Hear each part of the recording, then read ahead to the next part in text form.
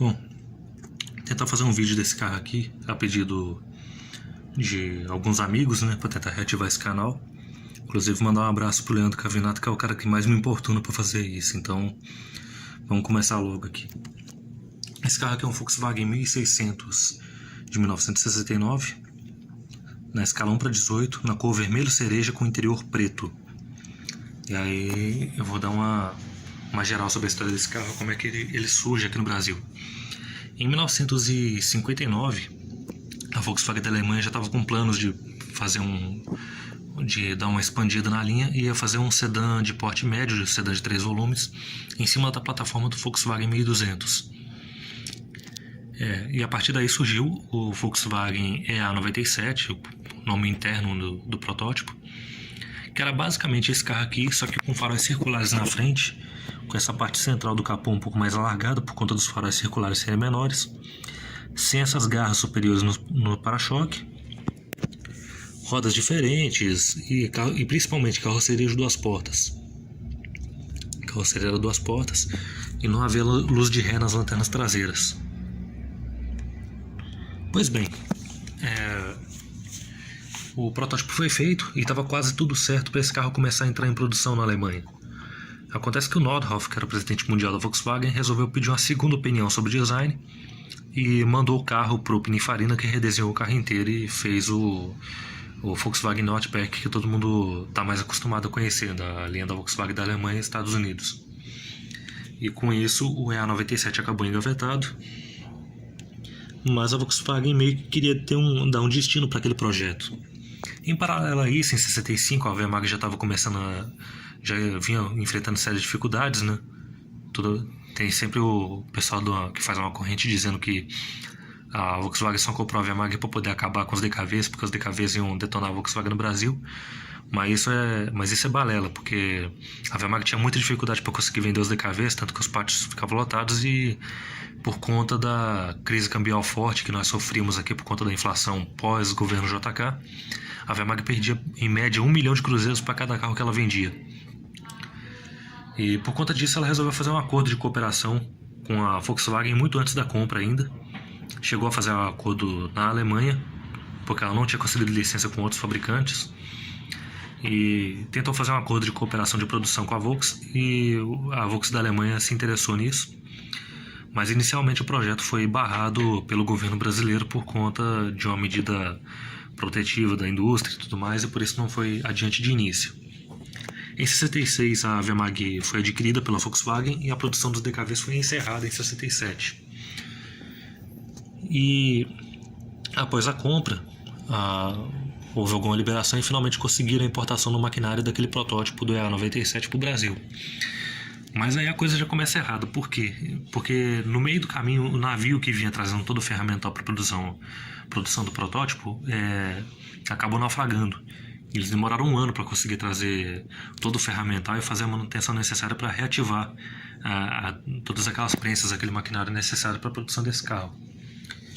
E conseguiram dar a manutenção e recuperação daquele maquinário, e uma parte do ferramental que era da Wehrmacht foi adaptado para a produção deste carro aqui, com as adaptações que eles queriam. Então a dianteira, os faróis circulares foram substituídos por esses faróis retangulares, os para-choques ganharam essas garras aqui superiores, as rodas ganharam um desenho próprio com essa calota que o pessoal chama de tampa de panela, e principalmente para poder ocupar o lugar do DKV Belcar no mercado, o modelo foi adaptado para carroceria de 4 portas, que era uma coisa que não existia no projeto original. O projeto original era de 2 portas, e ainda foi complementado ainda com a adoção de uma luz de ré na traseira e freios a discos opcionais.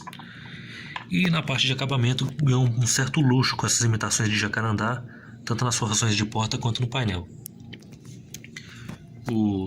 E na parte mecânica houve as alterações. O motor, até então a Volkswagen só tinha o motor 1300 e o 1500. Para linha de automóveis, o motor 1200 foi descontinuado com o lançamento do 1300 em 67. E para esse carro aqui eles desenvolveram o motor 1600 com cabeçotes com 2 dutos de admissão em cada cabeçote. E esse carro foi lançado no Salão do Automóvel de 68 no mesmo salão que foi apresentado o Opala, que foi apresentado o Corcel, foi apresentado a Esplanada GTX e a linha de caminhões Dodge, a Volkswagen fez o lançamento desse carro aqui, que ao contrário do que muita gente sai propagando erroneamente, o carro foi um sucesso sim no seu lançamento, tanto que vendeu bastante, e a Quatro Rodas fez aquela matéria que eles faziam na época, né, de pesquisa de opinião, e entrevistaram os 100 primeiros proprietários desse automóvel, e uma boa parte estava satisfeito com a compra, compraria o automóvel de novo e alegaram que o principal motivo da compra era o design. O carro foi considerado muito bonito em seu lançamento. Aí me pergunto, por que entrou a decadência desse carro? Porque posteriormente ao lançamento desses carros surgiu o Corcel Coupé, o Corcel de 2 portas. E aí os carros de 4 portas, por conta do costume do modista brasileiro, os carros de 4 portas começaram a entrar num certo declínio, e com esse carro não foi diferente. Tanto que uma das coisas que ajudou a derrubar as vendas dele foi justamente o lançamento do TL em agosto de 70 como modelo 71, que aí realmente as vendas despencaram. Boa parte da frota desses carros acabou indo para táxi, e a Volkswagen aproveitou a situação do incêndio que houve na fábrica da Anchieta em dezembro para poder descontinuar esse carro.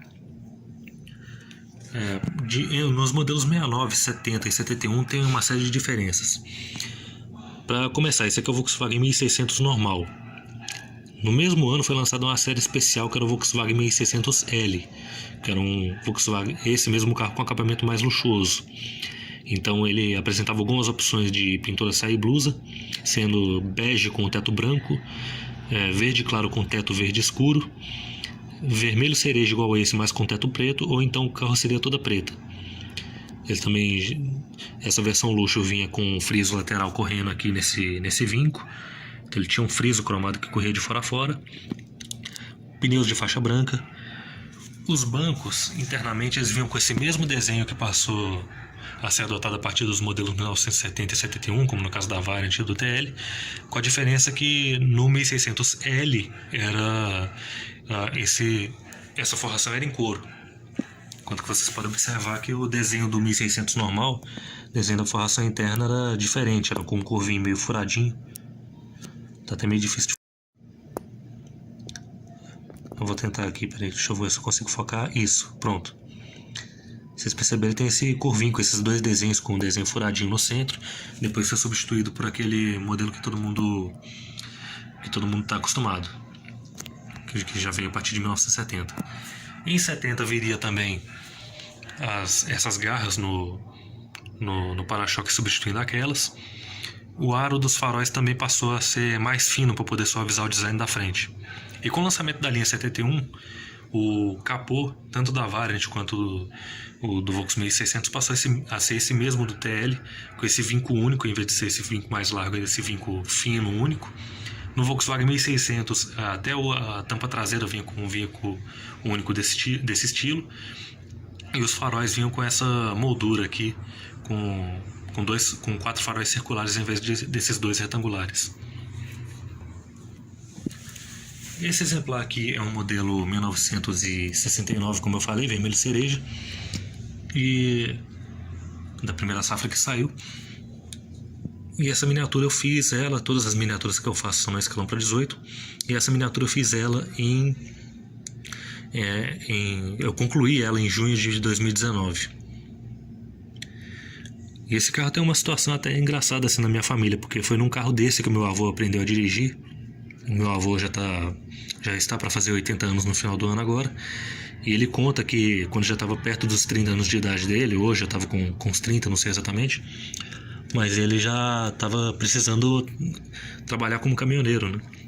Os outros serviços que ele já tinha trabalhado já não estavam rendendo tanto, e ele precisava aprender a dirigir, e a intenção dele era trabalhar com caminhão. Tanto que depois ele teve Chevrolet Brasil, teve 2 Mercedes Cara-Chata, depois teve Chevrolet D60 e por último um Ford F700. E ele pediu auxílio para um primo dele que tinha um desses aqui. Pelas características da cor, que era um carro aparentemente azul diamante, eu acredito que o do primo dele deveria ser um 1970. E ele aprendeu a dirigir nesse carro. E o meu avô tem ódio desse carro até hoje, porque ele fala que era um carro, na opinião dele, um carro muito mal acabado, cheio de rebarbas, e a direção ele achava muito pesada. Apesar do carro sair de fábrica com pneus diagonais, né? Mas ele achava a direção desse carro ser que era muito pesada. E por conta disso ele tem bronca desse carro até hoje.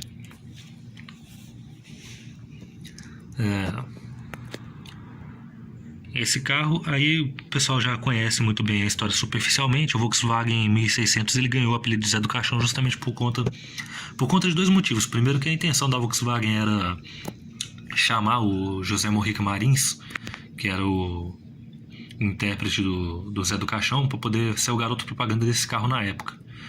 Mas por algum motivo que ninguém sabe dizer exatamente porquê, a propaganda acabou não indo exatamente para frente.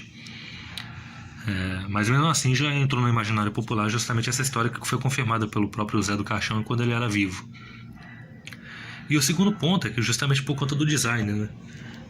Esse design todo quadradão, com essas maçanetas todas saltadas parecendo alça de caixão, o consumidor brasileiro, que é piadista demais, acabou batizando esse carro de Zé do Caixão, o que queimou um pouco o filme do carro na época.